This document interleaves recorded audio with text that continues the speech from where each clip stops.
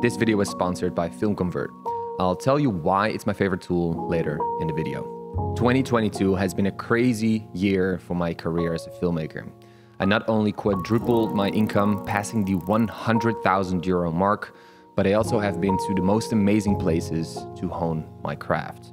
This is my year 2022.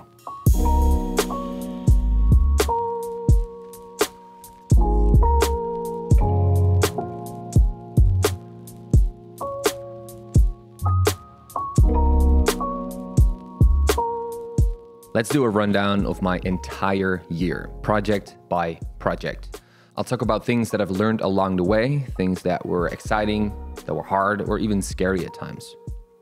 The first opportunity came my way a couple days before 2021 ended. I received a call from Dominique, a film producer who is partly responsible for rocking my entire year to come. She asked if I was interested in shooting a 4-part docuseries for Dutch TV.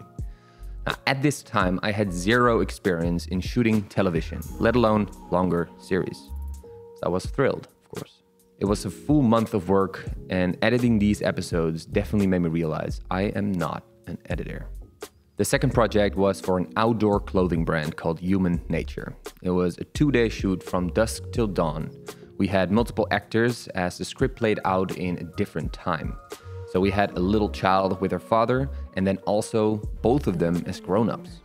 It was a very dynamic shoot, and the result ended up being pretty cool in my opinion. Waar we ook zijn, net als vroeger.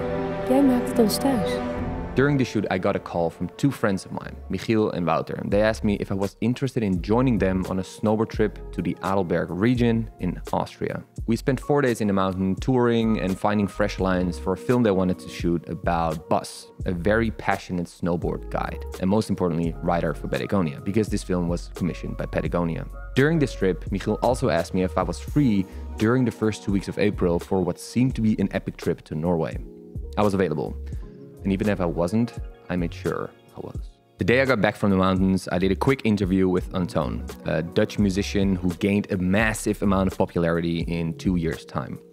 This was also the first shoot I did with director Ave, a bit of Dutch in between. Little did we know what awaited us for the months to follow, but more on that later.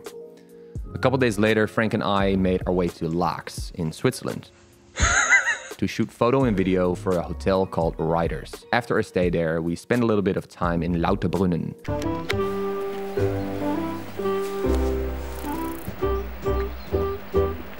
Welcome to the 1995 vlog. We're here at Jungfrau, which is famous for its gigantic waterfall, which ended up not being so gigantic after all, which was kind of a disappointment, but yeah. When we returned home, I started prepping for Norway, as this was only 1 week away. But during that week though, Frank and I had some fun shoots planned. One was for Shimano in Belgium, who was directed and partly shot by Michiel, the same guy of the Patagonia shoot. We shot this whole thing on Contact Zeiss glass and the Arri Alexa Mini from my friend Daan from Productiehuis Rentals. Nice Dutch name. When I returned home, we prepped for another shoot with our friends from 16:9, which is a production company in the south of Holland. This was a shoot for wildfire prevention for the firefighters there in Breda. Now it was finally time to head to Norway. This was a project for Stanley, a brand specializing in outdoor equipment such as stoves, bottles, you name it. Luke and Ollie are 2 passionate sailors who recently bought a 16-meter aluminium expedition yacht. They're chartering tour ski and splitboard trips in Norway from the ocean. And I was there to document their adventures, basically. This trip started with a flight from Amsterdam to Oslo, then from Oslo to Tromsø, which is the 3rd largest city in the world above the pole circle. From Tromsø, I needed to take the ferry to Arnøyaham. Communication between myself and the boat was difficult as there was a lot of snowfall, bad weather, therefore bad reception. I kind of knew where I had to go, but I didn't really know at what time these guys would pick me up. On the ferry, I told the captain to drop me off at Arnøyaham, to which he responded, "Are you sure?" When I hopped off the ferry, the captain told me he could see a sailing boat approaching the harbor, which would take approximately 40 minutes. This was a nice piece of heart because I kind of knew what I was up to. When the ferry left though, I was hit with the sudden realization where I actually was. I'm in the middle of nowhere. I'm waiting for the guys, but there's not really a place where I can go, so I'm standing outside in the snow. Ja toch. I can talk about this trip for hours, but we'll spare you all the details. This was by far the craziest adventure I've been on in my life. I've never sailed, let alone in the Arctic conditions. Thanks to Michiel for this amazing opportunity. Of course, thanks to Luke and Ollie and Michiel, our mountain guide from Epic, for these awesome 2 weeks in good care. I returned home on the 17th of April and left for Chamonix on the 20th to shoot for Protests, a Dutch clothing and outdoor brand. The riders we were following were Camille and Enzo, and they're both incredible. That was a very cool and inspiring week for me. When I got home, I received a call from Eve, the director, which I mentioned earlier, and she was asked to shoot an 8-part series for kids television, Dutch television, and she wanted me to shoot it. This was, of course, a massive opportunity to me, so I grabbed onto it with both hands, or my whole body. I hugged it because, this is the opportunity that you wait for as a filmmaker. On the 28th of April, Frank and I recorded a course about camera basics, which is still under construction because it's just a lot of work, but we're both very excited about it. So once it's up, I'll let you know. I don't know why I do this, but you know what I mean. In the meantime, I got a call from Dominique, the producer that I talked about earlier, and she asked me if I wanted to shoot a YouTube series about gospel music. Wade in the water, wade in the water, children, wade. We shot this in a church in Hilversum, which is also referred as Hollywood, because it's like the Hollywood of Holland. And we interviewed 8 iconic figures that had something to do with gospel music.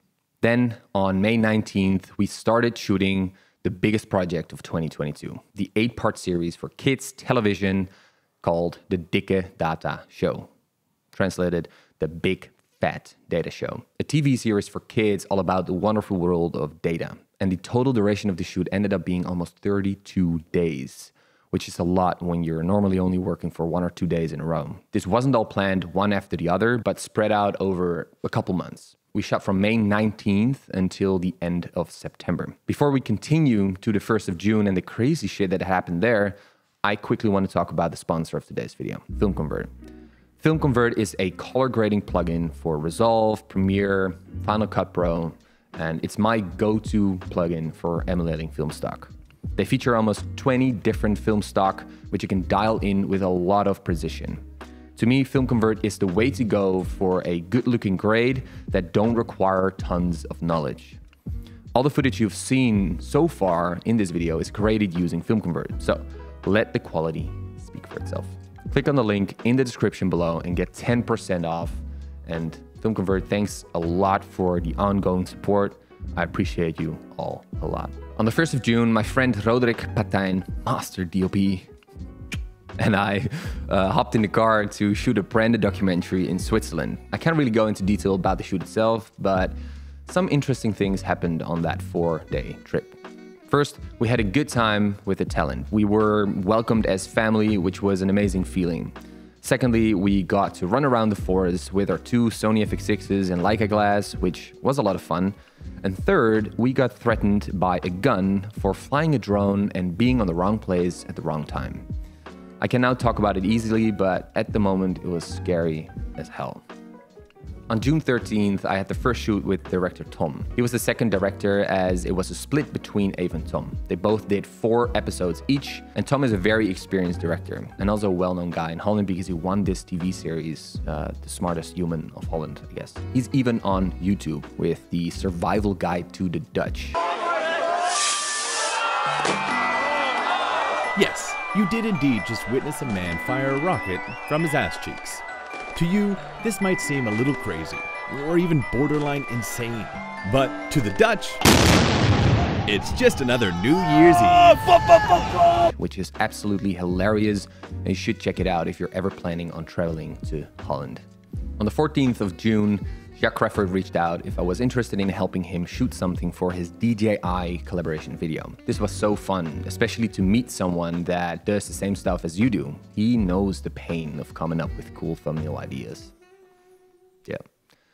On June 18 and 19, we shot the children panel, which was a very important sequence for the Dikke Data Show series, as these kids responded to the topics of that particular episode.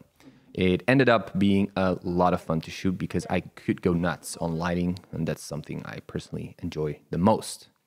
On June 21st, I boarded a plane to LAX, as I was invited by Blackmagic Design to speak at VidCon. I did 3 demos on DaVinci Resolve and how I became a filmmaker. This was the first time for me in the big USA, so it was a big adventure, of course. During the last day of my stay, the head of the Blackmagic team asked if I was interested in doing the same thing in Tokyo upcoming November. I mean, Japan. I got back on the 28th, and my first shoot was planned on the 21st of July, together with director Tom, but this time for a different show. We traveled to the south of Holland to see how salt was made. Very interesting. The day after, we did some shooting for our friends from Go Booney, which is a camper rental platform. The following week, from the 3rd until the 10th of July, was packed with shoots for the series. Luckily, I had a small holiday planned with my girlfriend to the Dolomites to chill out a little bit because, you know, that's also necessary sometimes, if we like it or not. After getting back home on the 19th of July, I jumped straight back into a busy schedule. From the 19th of July until the 30th of August, I had 5 days off. The rest of it was filled with shoots for the Dikke Data Show, a commercial shoot in Berlin for NS International, which is the Dutch public train company. Meanwhile, something came up I still cannot believe until this day. Remember, I bought that Sony FX6? Well, a couple days after the purchase, I received a phone call from the pro business manager or developer from Sony, asking me if I was interested in a cup of coffee. Fast forwarded to the 30th of August, Sony was about to release their new Sony FX30, and they thought I was a good fit to shoot a release video with that camera.